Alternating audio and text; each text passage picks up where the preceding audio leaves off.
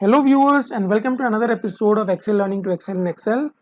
First of all, I would like to apologize. I was out of making YouTube videos for some time due to some other engagements, but I'm back and now I'll be making videos around advanced Excel, which includes Power Query, Power Pivot, and also gradually I'll move to Power BI.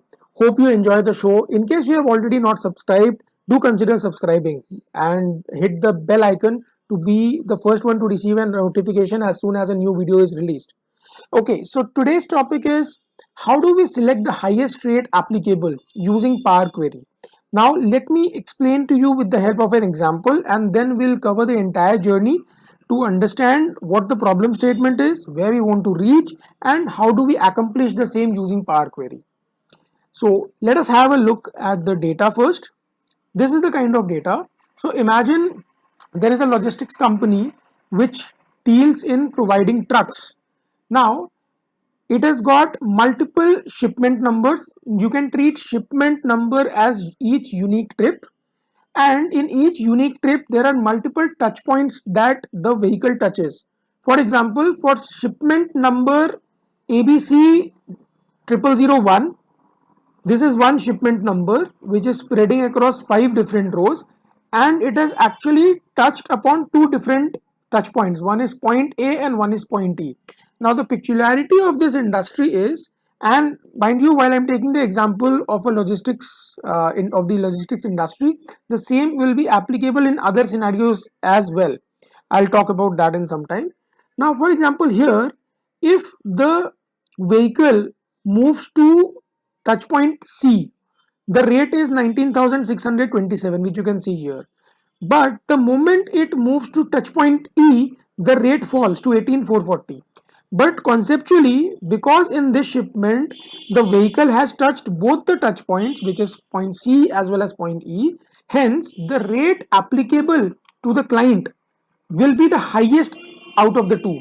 Out of 19,627 versus 18,440, the highest is 19,627 and that will be the applicable rate. Now similarly, if you look at the example below, so we have another shipment number which is ABC 0003 and it has touched multiple touch points. So it has gone to touch point D, it has gone to touch point B as well as A, and if you see, the rates are different. In fact, I missed this one as well, so this one also gets added to this list. So if you see here, there is one rate for touch point D, there is one rate for touch point B, and there is one rate for touch point A as well. Now we need to select the highest out of the three. Now doing that manually in Excel is a lot of task because you need to set up some complex formulas that might also fail in specific scenarios. Here Power Query comes to our rescue. So before moving into the how part of how we will accomplish the task, first let us understand where do we want to reach. We want to reach over here, wherein we have all the line items visible, but the rates are visible in only one line item, wherein first you have the highest rate for shipment number 0001. For shipment number 0002, you have the highest rate, as well as for shipment number 3. The beauty of this is, if you observe, I'm just toggling between the worksheets. The number of rows have not changed. Just that the values which are not relevant or which are lower than the highest applicable rate for a particular shipment number have been made 0. Right, and this is totally automated. Excel will do it on its own. So now let us embark on the journey how to accomplish the same. We'll see it step by step. So I am just pulling down the ribbon now. Now first of all, take the data and convert it into a table. I've already converted into a table, hence you can see it in the design tab. It is called table 1. The next step will be go to data tab and click on from table. As soon as we do that, it will take us to the Power Query window. Now this is the Power Query window. If you see here, I already had one table, so I will delete that. Let me just show you entirely from scratch. So this is the table that we are looking at. This is now in the Power Query screen or the Power Query editor. Now what are the things that we need to do? First thing is, we need to create a group by functionality or use the group by functionality. Conceptually, please try and understand that the base rate is actually a function of the shipment number, as I told you some time back. So what we will do is, we will select the shipment number column and we will click on group by. What in turn will happen is it will give me this window wherein we will take all the rows, because essentially we want all the rows, and I'll show you why I'm doing that. So I will just take it as an intermediary step. I'm just naming it as an intermediary step and I will click on OK. The moment I do that, okay, I have made some mistake, my bad. I should have selected all rows here. So I'll select all rows and click OK. Now what is happening is it is now giving me a table because it has got multiple columns that need to be displayed. So what we will do now is we will right click on this and we will duplicate this column. We will duplicate this column. You will gradually understand why we are doing a duplication. Now what we will do is next click on this button, and this is where the entire game lies. Just click on this button. So we will click on this button and you will see two options here. One is the expand option and the other is the aggregate option. Now understand, we need to find or use the max functionality, which is not an expansion. It is essentially an aggregate. While normal in common parlance, aggregate is constituted to be a summation, not necessarily here. It can also be a max, min, etc. So what we are going to do is we are going to click over here and look at this. We will click over here, but the magic doesn't stop there. The magic actually happens in this drop down. Now here instead of sum, we will select maximum. That's all. Sorry. We will go to aggregate. We will click here. I don't want to use the original name. I will just click on max. I will uncheck the sum and I'll click on OK. This will give me the max. But you remember our objective was also to get all the rows together. We didn't want to omit the rows. So for that, what we'll do is we had created a copy of the intermediary step. So now the intermediary step comes to our rescue. We'll click over here and now we will expand. Now base rate, we have already extracted the correct base rate, so we will uncheck this. We just want the touch point. In fact, shipment number is also available with us, so we'll just click on it. Now you see the entire table is available to us and we have the highest rates: 19,627, 17,845 and 17,088. Now please try and understand, this was automatically done by Power Query. We did not have any manual interventions in the same. That is a big plus of using it. Still, we have another step to do, or other series of steps to eliminate the duplicate values, because for example in shipment number ending 001, now while the highest value has been fetched, but we still have 5 values, but we only want to display the first value and rest of the values should appear as a 0. That is what we discussed in the final destination that we want to reach. So how to accomplish that? For that we have to use couple of more functionalities of Power Query. Now as you recall, the base rate or the max of the base rate is actually a function of the shipment number. So what essentially we have to do is, first step is sort the shipment number in either ascending or descending order, so that any chances of getting mix and match gets omitted. That is the first step. In the second step, what we are going to do is, now the objective is conceptually what we want is, we want to see if the shipment number or if the previous shipment number is equal, then show me 0. If it is not equal, then show me a unique value. Let me just show you, you will be able to understand. For that we need a helper column which is called index column. So what we will do is, we will go to add column and we will create an index column from 0. So what it will do essentially is, it will give me an index column which is unique. So this first row is having an index value of 0. Similarly, the third row has index value of 2. So typically the index starts from 0 in case of Power Query. You have an option to change it, but we'll go by the default. Once we have that, our objective is to extract. So for example, against this row, we want to have this value. So it basically moves like this. Against second row, third row we want to have this value.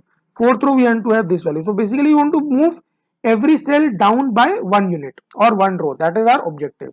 So how do we accomplish that? For that, we will write a custom formula, and by inserting a custom column. This will be basically previous row value. Okay. Now what will the previous row value be? In order to find out the previous row value, we will have to conceptually understand what is it that we are trying to do.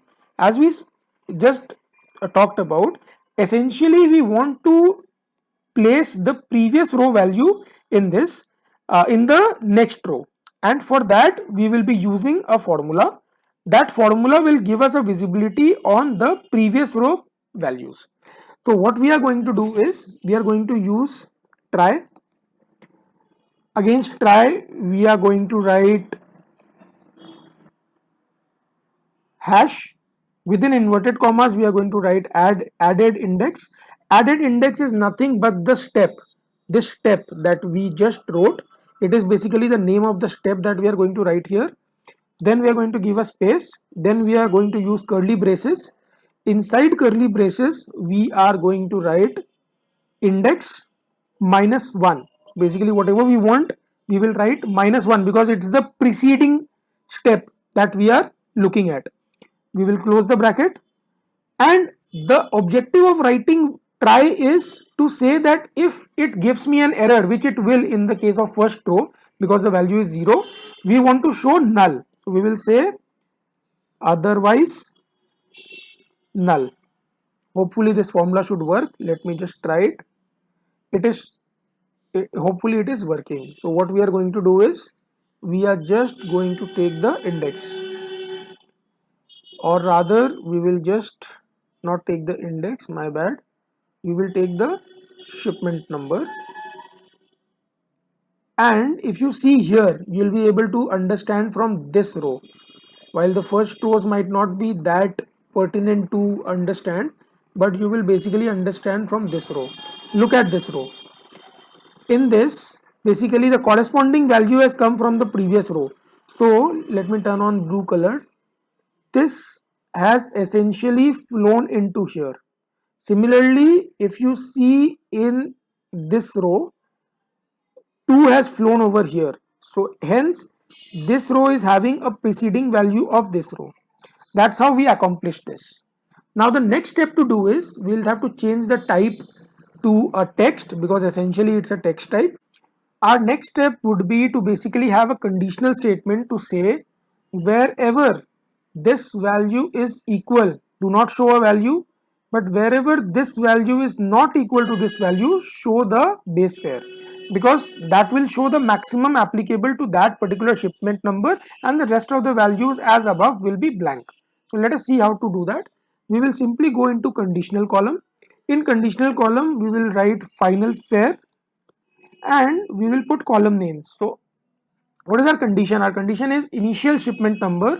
If it is equal to my previous row shipment number, then the output will be equal to 0 because that's where I don't want a value.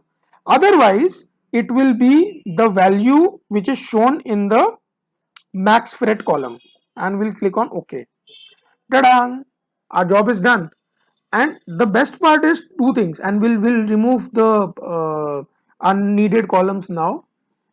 This column is also not needed, it has served its purpose. So tadang, we have our final fares in place.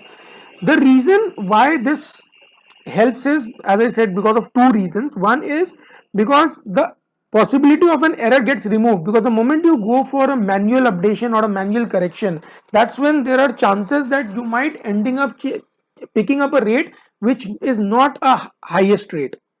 The second thing is, while it might seem very difficult to do using advanced formulae in Excel, using Power Query it is just done in matter of seconds.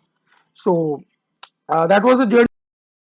Now the final step post we have done all this is to basically take it into Excel. So we will go over to the home tab, we'll close and load, and we'll click on close and load. As soon as you do that, it will create a separate tab in the workbook and the table will be imported over here, and you'll see an icon or a symbol over here with the heading workbook queries.